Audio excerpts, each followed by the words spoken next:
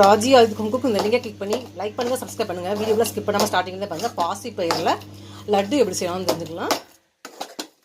பாசிப்பயிர் லட்டு செய்கிறது நான் ஏற்கனவே வேறு மாதிரி வறுத்து பொடி பண்ணி அந்த மாதிரிலாம் போட்டிருக்கேன். இது வேக வச்சு செய்கிறது.